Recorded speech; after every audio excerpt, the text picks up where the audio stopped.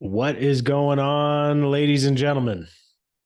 Today, I want to be talking to you about the three pillars of leadership, why they matter, why they're important, and the extremely painful ways of eating glass and losing a shitload of money, uh, of how I learned them.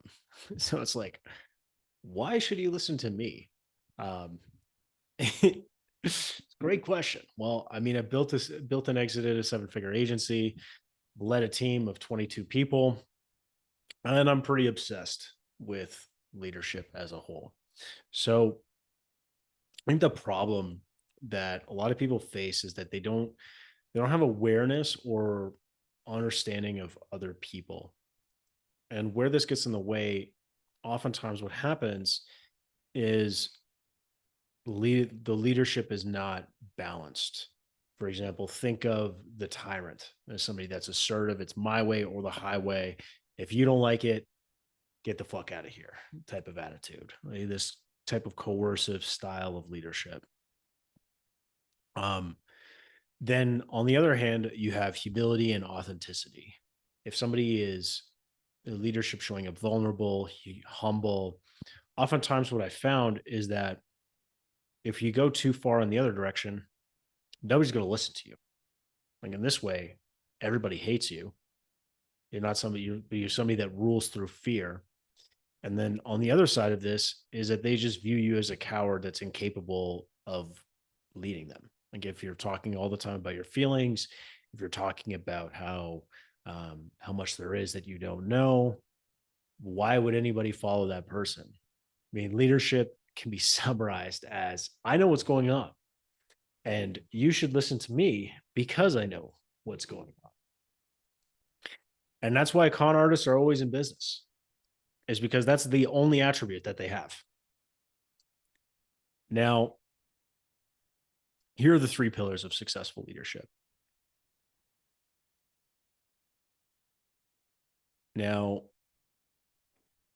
you need strong ethics, number one. What does that even mean, Scott? It means contributing more than you consume. So, adding more value to employees, team members, customers, any relationship is at its core is generosity. And then number two is integrity, being somebody that holds their word, being somebody that um, being somebody that is dependable, that people can look to and say, okay, he said he's going to do it. I trust it. Or just being honest when it's uncomfortable to be honest. So there are a lot of bad actors. The more that I've business that I've done, the more experience that I have, the more that I've come across just total narcissistic um, pieces of shit. And, there's definitely value in taking a positive outlook and taking a positive attitude. But at the same time, it's important to recognize that most people, although they are good, do look out for their self-interest. I'd say that 80% of people are good people, and then 20% are assholes who are dishonest.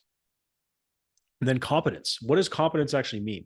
Well, it means management skills, the ability to understand management thinking, for example, whether that's lean principles, Kanban, um, various different types of project management methodologies or ways to get things done. And then number two is hard leadership skills. Each one of these could be its own video under competence. Um, and I probably won't make a video about either one of these two and just like preach at you guys about this is the right thing to do, you guys. And here's why. Listen to me like you would Jesus, because I'm that great of a person. I won't do that to you. uh, but looping back to competence, each one of these could be their own separate video. Um, and then other hard skills would be defined as some other field of proficiency, whether that's proficiency or aptitude with technology as a systems integrator. Think the any type of hard skill you can leverage that with these other skills to become a C-suite executive in any other company, as long as you have the definitive hard skills to be able to back that up, to be able to produce results.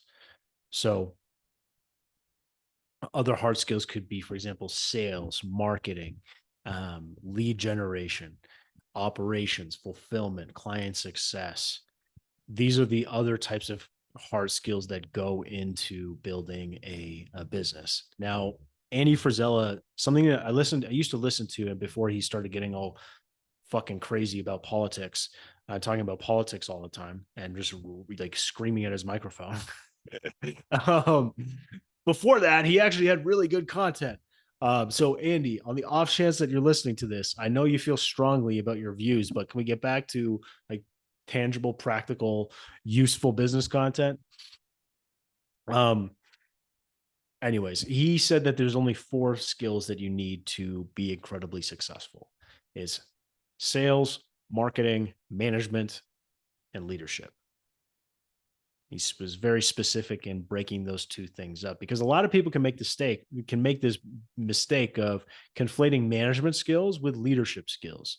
Management is more of how the car is engineered, versus leadership skills is how you drive the car. For example, management is, how is it that we set up a system? How is it that we operate that system? What is our procedure? What is the process of the system of how it is that we work? Whereas leadership skills is, how is that communicated? Now, the only way to lead, and you've probably heard this a fucking million times, is by example. So, communication is the last pillar of leadership. So, what does communication look like? What are the individual components of communication? Is number 1, being able to receive feedback. Number 2, being able to provide feedback. And then number 3 is being able to manage expectations and define responsibilities. And then number 4 is the ability to create clarity. i.e., you could take that to saying having a vision and then communicating that vision. But within that, where a lot of visionary leaders fall short is they have this like, this like, we're going to change the world, we're going to go to Mars. Like, with respect to Elon, like, he's probably the best example of this, where it's like, yes, sure, we're going to go to Mars, but he breaks that down tangibly into the individual puzzle piece of what that puzzle piece needs to be shaped to fit into the bigger puzzle. And so taking that into a real life example is, okay, operations manager, here are the problems that we need you to solve. Here are the decisions that we need you to make. Here is how we are going to measure the success of how good you are at solving those problems and making those decisions. The exact metrics. Here are the leading indicators of success. Here are the lagging indicators of success. Being able to get that granular and specific, because receiving feedback isn't just limited to, for example, isn't just limited to somebody giving us feedback as a leader in our approach. It's also receiving feedback on the performance of the team. So, like I said, each one of these could be their own video, which I'm absolutely going to record a longer video on, because I worked with a leader that did not have this. And see, if we take this analogy and we view this as a building, right? If we look at the company as an organism or a structure, if the leadership cannot support all 3 of these, what's going to happen with the company? It's going to crash and burn. That's just a fact. It sucks, but it is what it is. Now, I bought a piece of a company, and the leadership had strong ethics. They appeared to be competent. But what I would discover to find is that they lacked strong communication skills. They were not able to create clarity nor manage expectations and define responsibilities of their team members. And as a result, I lost tens of thousands of dollars investing into this company. Um, had I known, or had I understood what to look for as an investor in the leadership team, I would have been able to have solved this problem. Now, creating clarity is a big one too, within this, like for example, Naval talks about this. Naval Ravikant, um, one of the greatest investors of all time. If you're not familiar with Naval, I don't know what you're doing, honestly. Uh, Not to be a dick, but that's just crazy to me if you don't. Um, Here I am sounding like a condescending asshole, but listen to me, guys. I know what's going on. I'm talking to you about leadership, but seriously. Um, Now, as much fun as I'm having with this video, getting back to the facts. Um, Creating clarity is, what does the next 10 years look like for this company? And he talks about how in what he noticed in his most successful companies that he's invested in and the founders is that they have crystal clear vision for what this company is going to look like and what it is that they're going to be doing for the next 10 years to make this happen. And so this founder, I would discover to find that they would continuously change their vision of the future for what this company was going to look like. That was a massive red flag that, had I identified sooner, I probably would not have been in this situation. So now the other piece is, what if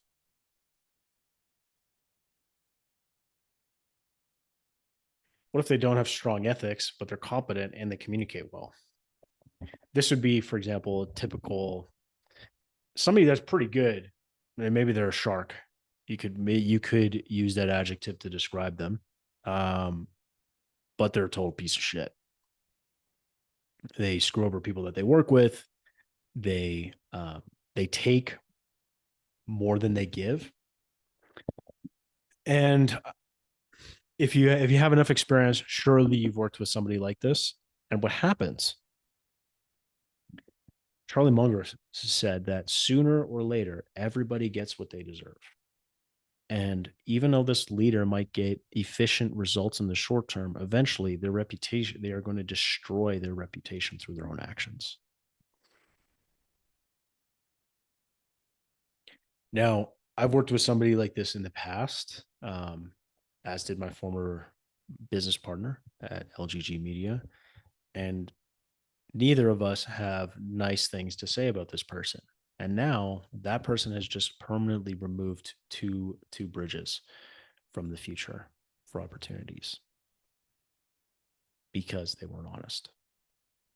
Now, say for example, you're a great communicator, you have strong ethics, but you're the great guy that's not good at their job. Then this is going to be the main pillar that holds the company back, from succeeding. So what this ultimately looks like is the company's success is a roof that climbs as high as the leadership can support it through their strong ethics, their competence, and their communication. Now, if you'd like this graphic, go ahead, join our Facebook group with other marketing agency entrepreneurs we're all on this path together. And I'm here to support you to get to build your 7 or 8 figure business. So if you'd like more in-depth or tangible breakdowns on these other individual puzzle pieces or components, stay tuned because they're coming.